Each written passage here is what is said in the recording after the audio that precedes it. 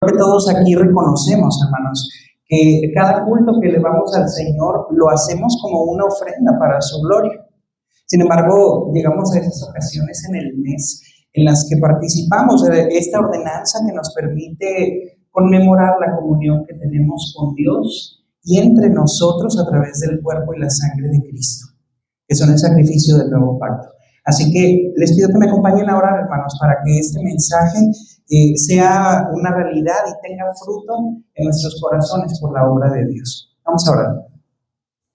Padre, te damos muchas gracias, Señor, por el privilegio que nos concedes de estar reunidos para alabarte y para honrar tu nombre. Gracias, Señor, porque es por Cristo, por su sangre, por su cuerpo en la cruz, Señor, que podemos tener esta comunión contigo. Y esta ofrenda de culto que hoy elevamos a ti te es agradable, Señor, solo por medio de él. Gracias por darnos a ese sacerdote perfecto. Gracias por brindarnos esa ofrenda perfecta. Gracias por hacer de nosotros, Señor, hijos tuyos y justos a tus ojos por la sangre y el cuerpo de Cristo. Te alabamos, Señor, por tu gran bondad, por tu misericordia y por tu fidelidad para con nosotros. En esa humildad acudimos a tu palabra, Señor, rogándote que ella nos guíe a conocerte a ti, a conocer tus caminos, que ella nos anime a andar según tu voluntad, Señor, y que así seamos instrumentos útiles en tus manos para tu obra en el mundo, Señor. Y concédenos ver ese avivamiento en nuestra congregación. Lo pedimos en Cristo Jesús. Amén. Mis hermanos, estoy seguro de que no soy el único aquí al que desde la semana pasada, y hoy en particular, le ha estado pasando por la mente una pregunta. ¿Y si sí? ¿Y si sí? Debemos aceptar, hermanos, que a nivel de publicidad esta estrategia ha funcionado bastante bien, porque le está dando una visibilidad excepcional a un evento deportivo internacional como lo es el Mundial de Fútbol. Y todavía eso ante un público mexicano que ya de por sí se ha destacado por su afición prácticamente cultural a este deporte y que todavía más funge como sede de este torneo. Así que les tengo una pregunta. ¿A cuántos de aquí el día de hoy les tocó ver, oír o saber de la última vez que la selección mexicana avanzó más allá de este punto del Mundial? ¿Quieren levantar su mano? Yo sé que es una cantidad pesada, hermanos. ¿Cuántos vieron el partido o lo escucharon por radio o lo leyeron en algún periódico? La última vez que México pasó más allá del punto en el que se encuentra de este mundial. A los que levantaron la mano, hermanos, y a todos aquí, les recuerdo, fue en 1986, hace justamente 40 años. Y vaya que el número 40, hermanos, se destaca en la historia bíblica.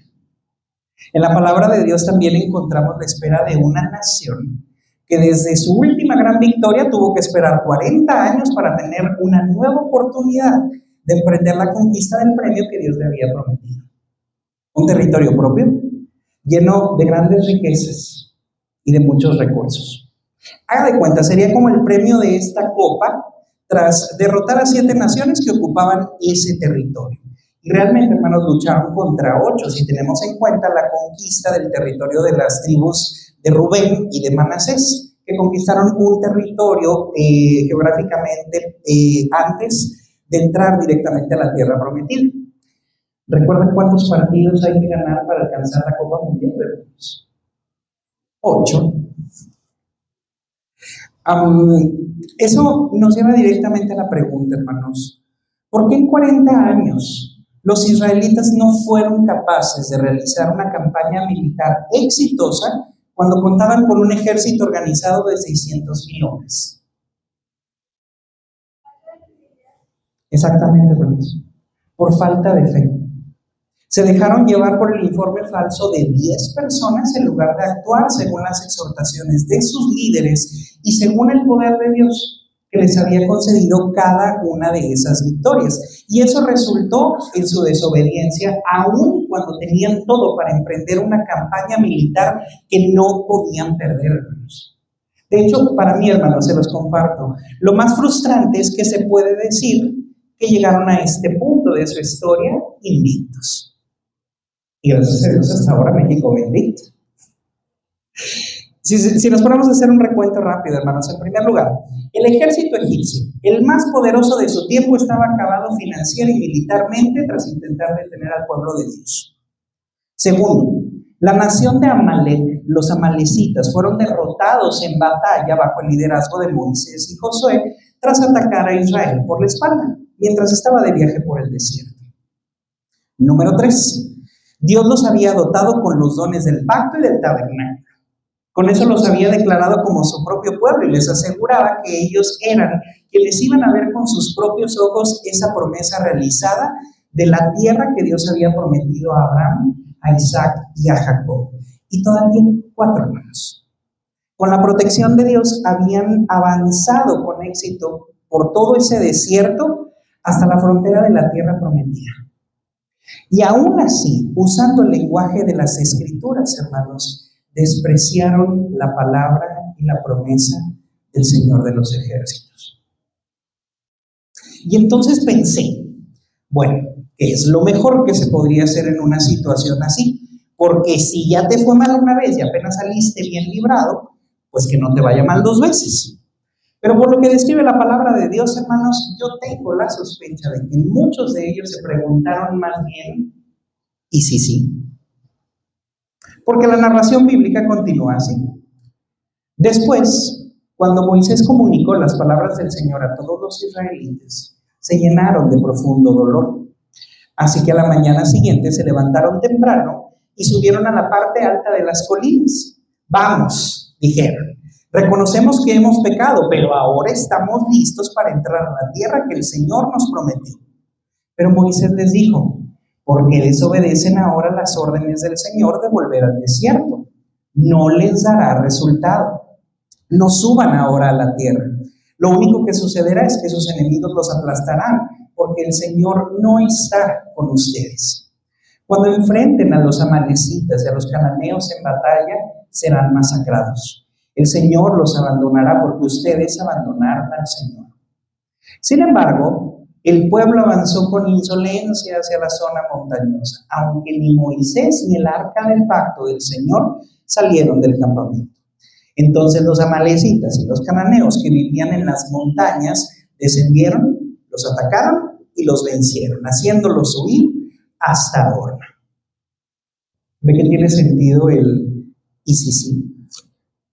Hermanos, desde ese momento, hasta estar en condiciones de retomar la conquista, pasaron 40 años. Y siendo Moisés consciente de la tendencia del pueblo de Israel a la falta de fe, como nos decía nuestra hermana, hacia el final de su ministerio se toma el tiempo para exhortar al pueblo de Israel y recordarle que la clave de su éxito en la campaña que iba a emprender era permanecer obediente al pacto y vigilante ante toda circunstancia que pudiera apartarlo de esa obediencia. 2 elementos tienen los discursos de Moisés, hermanos, hacia el final de su ministerio. Sé obediente y vigila que nada rompa esa obediencia. Y hermanos, lo mismo sucede en la vida cristiana. Aunque esperamos las promesas superiores del nuevo pacto, aún somos llamados a mantener esa actitud de obediencia y vigilancia para no bajar la guardia y no tropezar en el camino.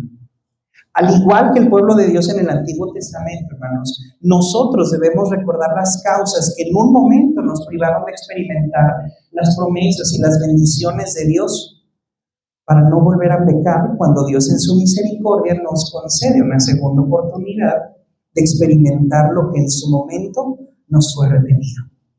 Por eso, hermanos, he puesto por título al sermón de hoy, a las puertas de la promesa. Motivos para obedecer y ocasiones para no caer. Les repito, a las puertas de la promesa. Motivos para obedecer y ocasiones para no caer. Vayan conmigo, hermanos, al libro de Deuteronomio, capítulo 8, para situarnos en el marco escritural de este mensaje y vamos a tener un acercamiento a este pasaje conforme avanzamos en la meditación. Les repito, Deuteronomio, capítulo 8. Síganme, por favor, en un primer momento en la lectura de los versículos 1 al 9 según la Nueva Traducción Viviente. Dice la palabra de Dios: asegúrate de obedecer todos los mandatos que te entrego hoy. Entonces vivirás y te multiplicarás y entrarás en la tierra que el Señor juró dar a tus antepasados y la poseerás. Recuerda cómo el Señor tu Dios te guió por el desierto durante 40 años, donde te humilló y te puso a prueba para revelar tu carácter y averiguar si en verdad obedecerías sus mandatos. Sí, te humilló permitiendo que pasaras hambre y luego alimentándote con maná, un alimento que ni tú ni tus antepasados conocían hasta ese momento. Lo hizo para enseñarte que la gente no vive solo de pan, sino que vivimos de cada palabra que sale de la boca del Señor. En todos esos 40 años, la ropa que llevabas puesta no se gastó y tus pies no se ampollaron ni se hincharon. Ten por cierto que así como un padre disciplina a su hijo, el Señor tu Dios te disciplina para tu propio bien. Por lo tanto, obedece los mandatos del Señor tu Dios andando en sus caminos y temiéndolo, pues el Señor tu Dios te lleva a una buena tierra, con arroyos y lagunas, con fuentes de agua y manantiales que brotan a chorros de los valles y las colinas. Es una tierra de trigo y cebada, de vides, higueras y granadas, de aceite de oliva y miel. Es una tierra donde abunda el alimento y no falta nada. Es una tierra donde el hierro es tan común como las piedras y donde el cobre abunda en las colinas. Entonces, vamos a hablar en primer lugar, hermanos, de los motivos para obedecer una vez que estamos frente a nuestra segunda oportunidad de ver cumplida esa promesa del Señor para nosotros. Aquí en esta sección del pasaje, hermanos, yo encuentro 3 motivos para obedecer. El primero de ellos es la ley de Dios. Note que el versículo 1 empieza directamente con ese tema, tal y como lo acabamos de leer. Entonces aquí la pregunta es, ¿por qué la ley de Dios es un motivo para obedecer, hermanos? Yo sé que muchos podríamos dar una respuesta a esta pregunta, sobre todo en el ambiente cultural en el que estamos.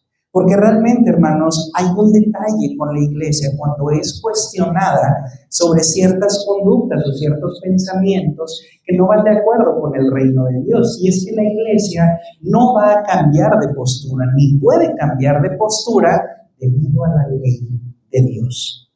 No nos estamos gobernando por aquello que nos parece conveniente. Eso es secundario.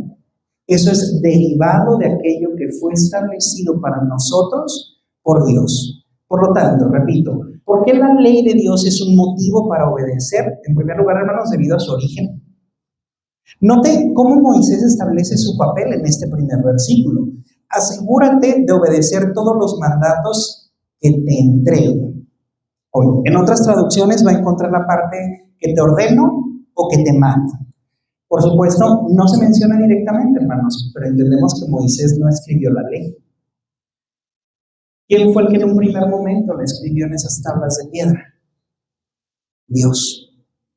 Hermanos, la ley de Dios, los caminos de Dios, son nuestro primer motivo de obediencia porque Él los estableció para nosotros. Ya saben que a mí me gusta mucho citar pasajes que conocemos de toda la vida.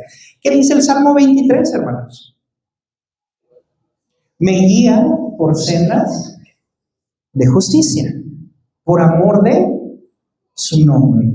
¿Cuál es el principal motivo entonces, hermanos? La gloria del nombre de Dios. Moisés no estaba ahí, hermanos, como un gobernante que era como cualquiera de los otros, que tras conquistar a un pueblo, ganarse su apoyo, proponía una ley y era aceptada. No, hermanos. Él estaba ahí, como lo leemos en el libro de los Hebreos, como un mediador entre el pueblo y Dios.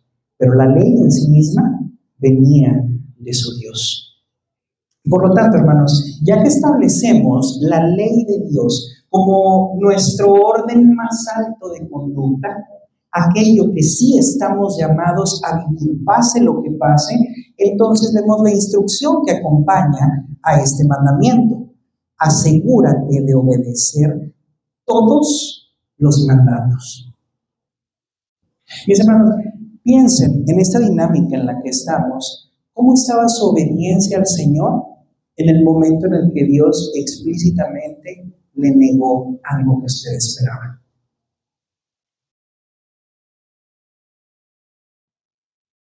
No siempre corresponde a este escenario, hermanos. Yo le pregunto por las ocasiones en las que sí corresponde. Aquellas ocasiones en las que usted sabe que Dios le privó de una bendición debido a su desobediencia. De nuevo, hermanos, vean el pueblo de Israel, que fue lo que lo privó de la tierra prometida o de empezar la conquista prácticamente en un viaje de 2 semanas en comparación a un viaje de 40 años. Su desobediencia. Y sin embargo, la instrucción que Moisés le da cuando ya está otra vez a la puerta de la tierra prometida es: asegúrate de obedecer todos los mandatos. Y repito, asegúrate de obedecer todos los mandatos. No le dijo prepárate espadas, entrena a tus guerreros. No le dijo prepárate arcos. No le dijo construye catapultas. Tampoco le dijo ten a Josué ahí metido en una tienda hasta que te diseñe una estrategia para conquistar toda la tierra prometida. Hermanos, la instrucción fue: asegúrate de obedecer todos los mandatos. Un proverbio muy interesante dice: el caballo se prepara para el día de la batalla, pero la victoria proviene del Señor, hermanos. Estos confían en carros, aquellos en caballos, pero nosotros del nombre del Señor tendremos memoria. ¿Qué cree que significa eso sino obediencia? ¿Cree que se reduce nada más a una oración que yo hago: Señor, bendíceme en este proyecto que apenas voy a iniciar? Del nombre del Señor tendremos memoria. Mis hermanos, hay una promesa ligada a este mandamiento de cumplir cada uno de los mandatos del Señor, y es esta: y entrarás en la tierra que el Señor juró dar a tus antepasados y la poseerás. ¿Ve la conexión que armamos entre la fidelidad y la obediencia a la promesa? Hermanos, para recibir promesas no necesariamente nos preparamos con lo que providencialmente pudiéramos necesitar. Nos preparamos con nuestra obediencia. Ese es el primer requisito. Ahora, nuestro segundo motivo, hermanos, para obedecer es la fidelidad de Dios. Vamos a desarrollarlo de los versículos 2 al 5.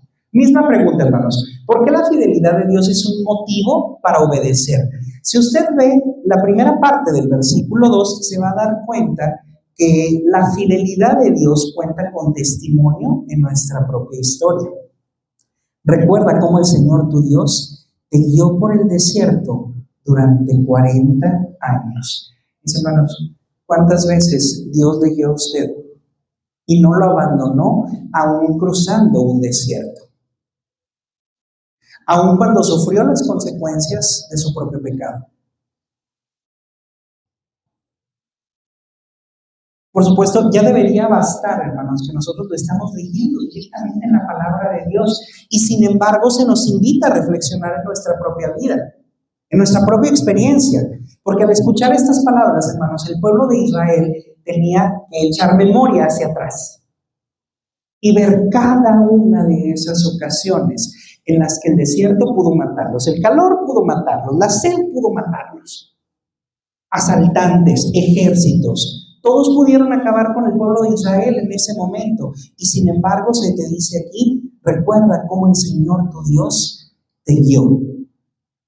¿Cuál es la imagen que está aquí, hermanos? La de un pastor con su rebaño. Jehová es mi pastor, nada me faltará. O como dice la Nueva Traducción Viviente: tengo todo lo que necesito. Hermano, es Dios quien ha pastoreado su vida aún a través de los tiempos difíciles. Y ahora que usted está o estará a las puertas de recibir aquello que antes no recibió, recuerde que Dios siempre lo guió.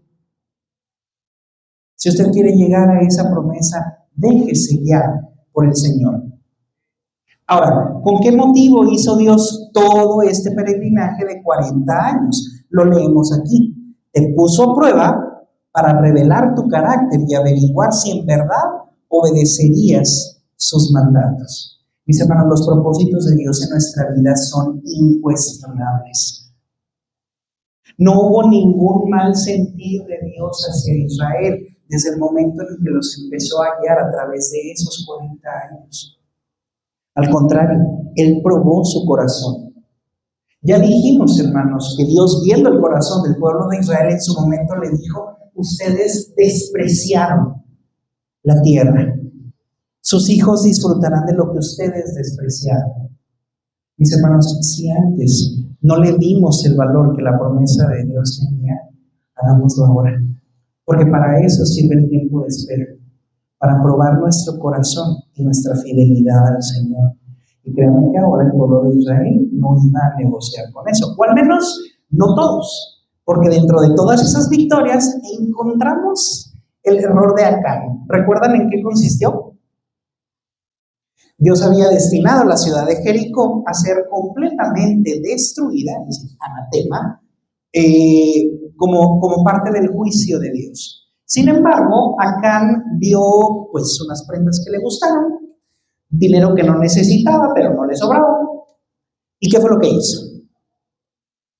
Lo tomó y lo ocultó. ¿Y qué fue lo que pasó en el momento en el que Israel desobedeció?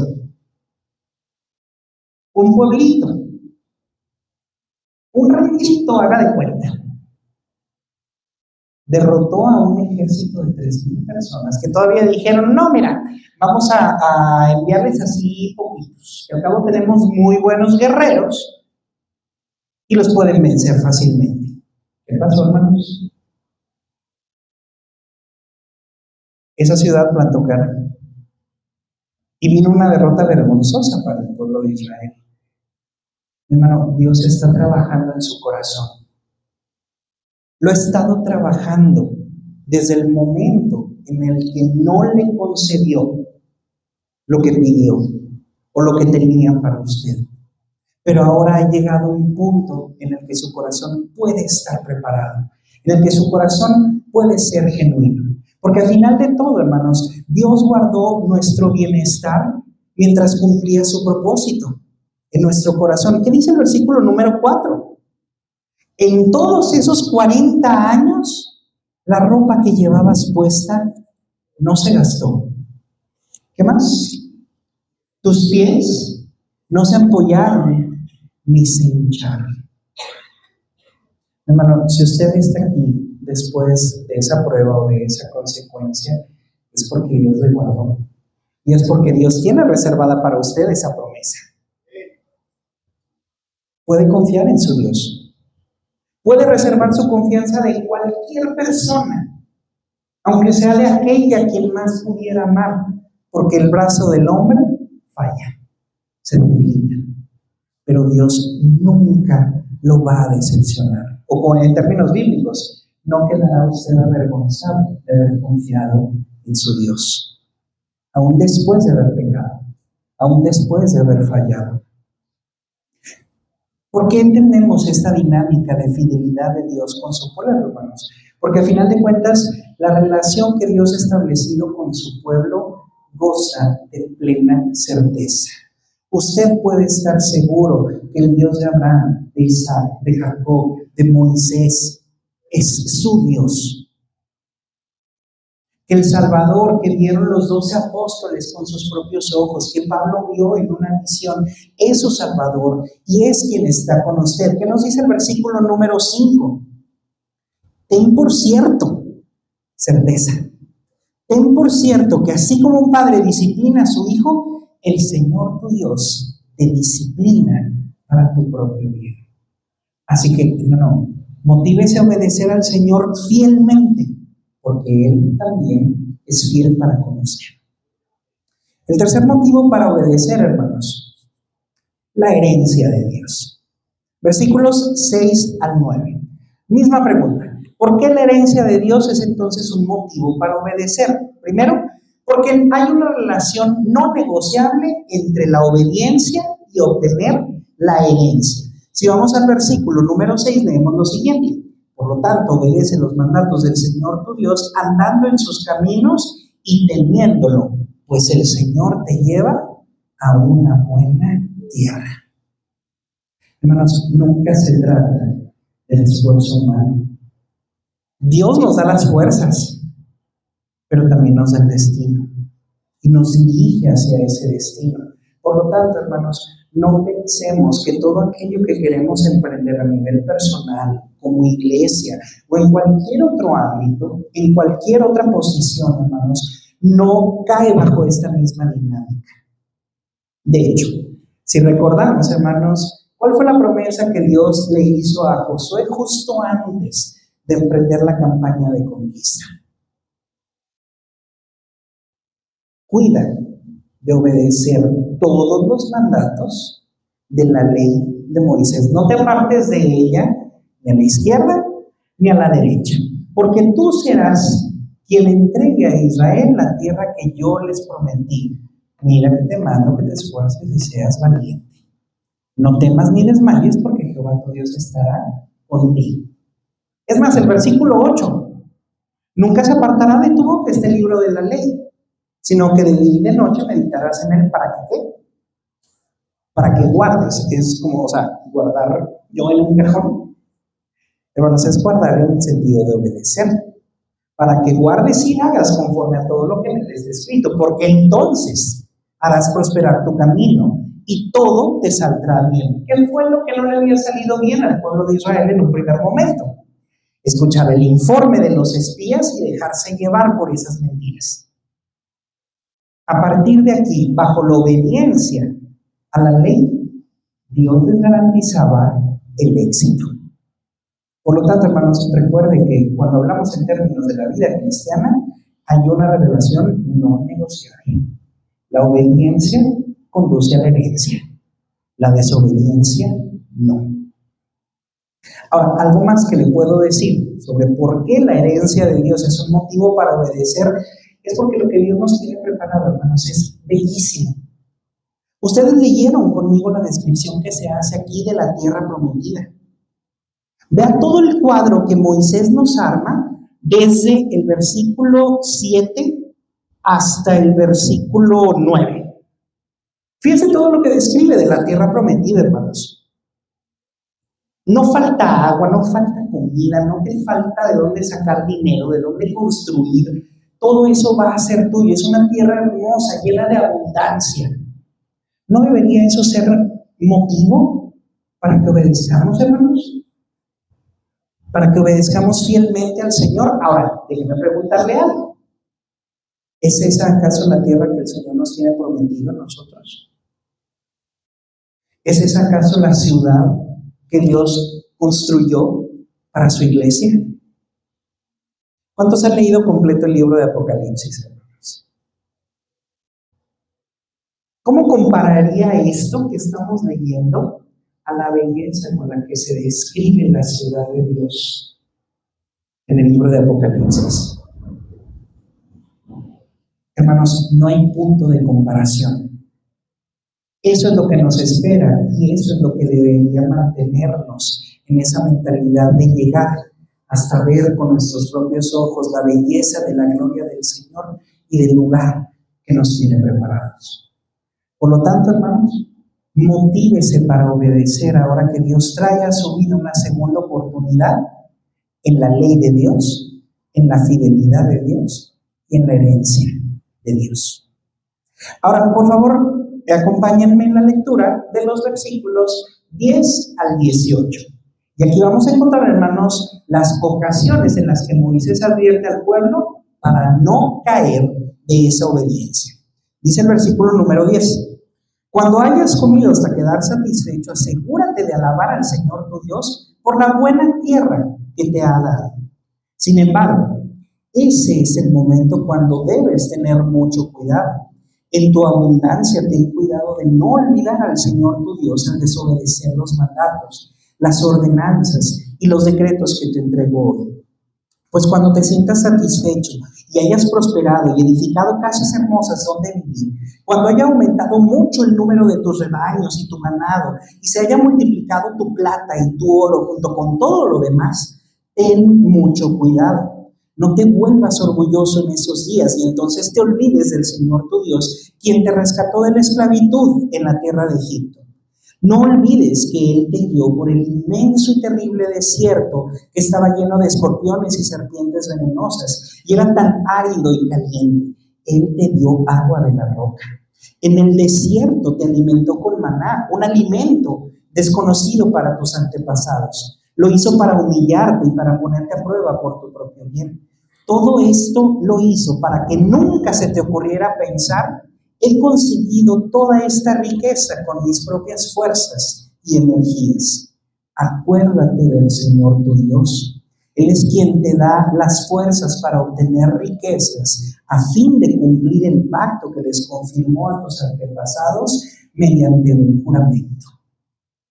Ve cómo ahora el discurso de Moisés ya no se centra solo en aquello que debe motivar al pueblo de Israel a permanecer fiel a su misión. Ahora el tono cambia y comienza a hablarle de todas aquellas oportunidades o escenarios o todos esos espacios donde se vuelve más fácil descuidarse. Mis hermanos, ¿cuándo es más probable que caigamos en la tentación? ¿Cuando estamos alerta a lo que nos está diciendo la palabra de Dios? ¿O cuando estamos llevando nuestro día a día y estoy preocupado más por ver qué resuelvo en lugar de cómo lo que hago agrada al Señor? Bueno, hermanos, de la misma manera, en esta sección del pasaje se nos presentan advertencias sobre 3 ocasiones para no caer, para no descuidarnos. Y esas 3 son las siguientes: cuando hayas comido, en tu abundancia y cuando se te ocurra pensar. En esas 3 ocasiones, ten cuidado. Vamos a ir a la primera, hermanos. Cuando hayas comido, el versículo 10.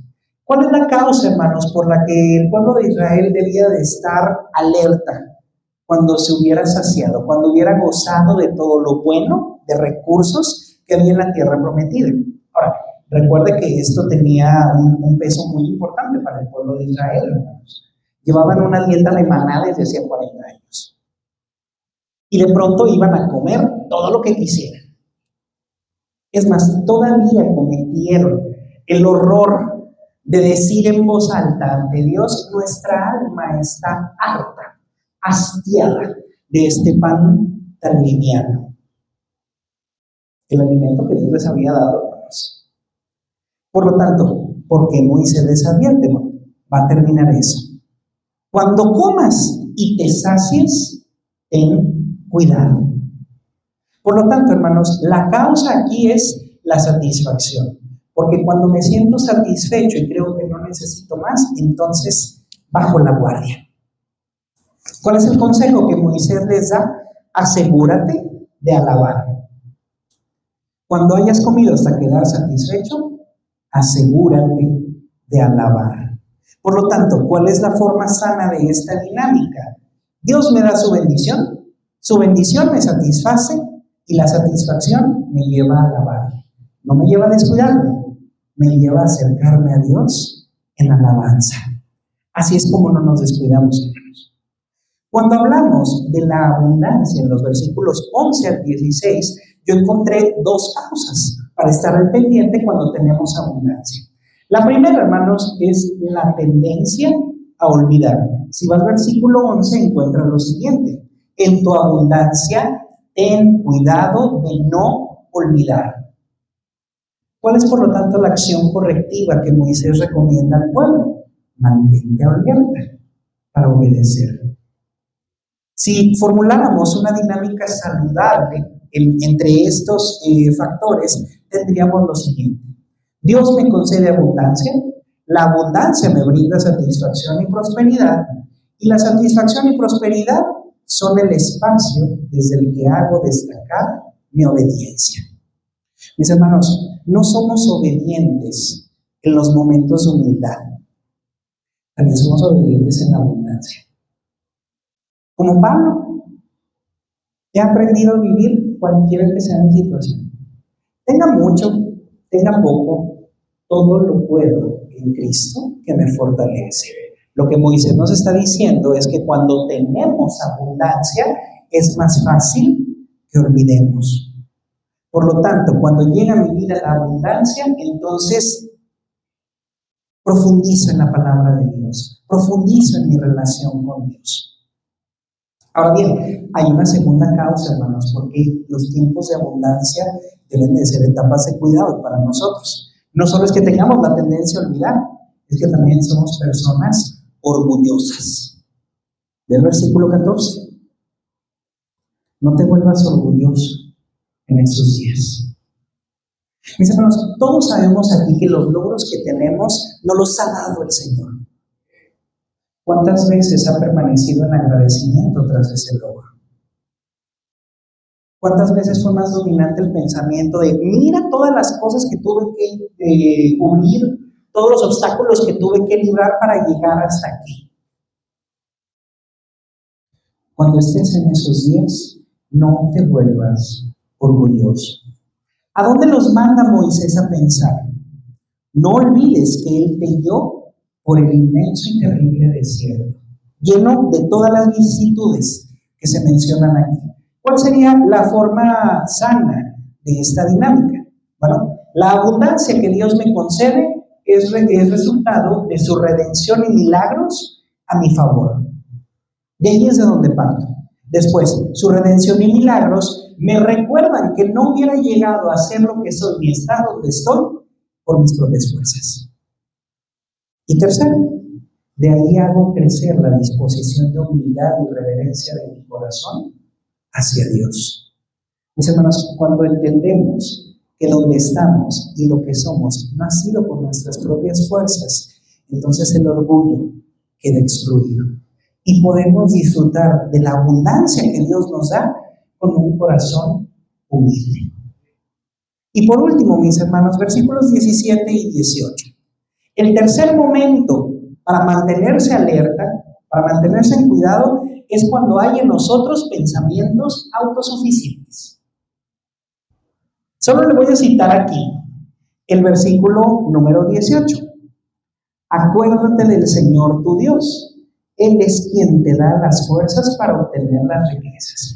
El día que a ti se te ocurra pensar que todo esto fue por tu esfuerzo y por tu capacidad, acuérdate del Señor. Él es quien te da la fuerza que necesitas para conquistarlo. Por lo tanto, hermanos, nosotros solo nos volvemos medios por los cuales el poder de Dios se manifiesta. ¿Recuerdan lo que dijo Pablo en Corintios 12? Me gozaré de buena gana en mis debilidades, para que repose sobre mí el poder de Cristo. Esa es la definición de humildad y cómo Dios usa la humildad como el espacio para manifestar su poder. Por lo tanto, hermanos, recuerden la relación entre las riquezas y Dios. Él es quien te da las fuerzas para obtener las riquezas. Por lo tanto, hermanos, entre más riqueza recibo de parte de Dios, más refuerzo en mí que Dios es fiel a su pacto al dotarme de la capacidad y sagacidad para hacer las riquezas. Ahí, hermanos, es cuando notamos entonces que todos esos escenarios en los que podemos caer en desobediencia quedan anulados. Cuando en mi satisfacción alabo al Señor, cuando en mi abundancia me centro en obedecer su voluntad y cuando en mi sentir de autosuficiencia recuerdo que gracias a Él estoy donde estoy y soy lo que soy. En último lugar, hermanos, acompáñenme a la lectura de los versículos 19 y 20, porque aquí tenemos la exhortación final. Pero una cosa te aseguro: si alguna vez te olvidas del Señor tu Dios y sigues a otros dioses y les rindes culto y te inclinas ante ellos, sin duda serás destruido. Tal como el Señor destruyó a otras naciones en tu paso, así también tú serás destruido si te niegas a obedecer al Señor tu Dios. Mis hermanos, la exhortación final se aterriza en dos ámbitos que son muy importantes en nuestra relación con Dios: la idolatría y el pacto. Si tú atribuyes todo el éxito que estás teniendo a una causa que no sea Dios, ahí queda. en lugar de la bendición que se obtiene, la maldición del pacto. Y si tú rompes el pacto y te olvidas de él, también serás destruido. Hermanos, no era fácil la decisión que estaba ante el pueblo de Israel. Hasta por eso les dijo Moisés: hoy pongo delante de ti la vida y la muerte. Escoge pues la vida para que vivas tú y tu descendencia. ¿Y sabe qué es lo que más tenemos que agradecer? Que nosotros ya no estamos destinados a destrucción. Nosotros, por nuestro nuevo nacimiento, sería incompatible pensar en otro Dios más que nuestro Dios. Por nuestro nuevo nacimiento sería incompatible pensar en no seguir las huellas de Cristo y la ley de Cristo como para romper nuestro pacto con el Señor. Por lo tanto, hermanos, en conclusión, por encima de todo lo que va a suceder hoy con la selección mexicana y todo lo demás, hermanos, recuerde que la historia del pueblo de Israel nos enseña que aunque fallemos, nuestro Dios es fiel y nos concede experimentar las bendiciones que Él tiene para nosotros una vez que nos arrepentimos y esperamos en su misericordia. En todo eso, hermanos, recuerde lo que lo hizo caer en un primer momento. Motívese a obedecer en esta nueva oportunidad y no baje la guardia ante lo que sea que pueda poner en peligro su fidelidad a los caminos justos del Señor. Quiero dejarles, hermanos, esa reflexión para entrar juntos al tiempo en el que vamos a celebrar la Santa Cena, hermanos. Porque el día de hoy hablamos de segundas oportunidades y tal vez hoy estemos en la necesidad de pedir a nuestro Dios una segunda oportunidad. Por lo tanto, hermanos, como siempre empezamos este momento, recordamos que el requisito principal para participar en la Santa Cena es un corazón puro. Es participar de ella de forma correcta. Por lo tanto, hermanos, en esta oración final al mensaje y de apertura al tiempo de la Santa Cena, oremos cada quien en lo particular durante unos minutos. Pidamos perdón al Señor por todo aquello en lo que le hemos fallado a Él y a nuestros hermanos. Y dispongamos nuestro corazón, hermanos, para participar juntos de esta ordenanza.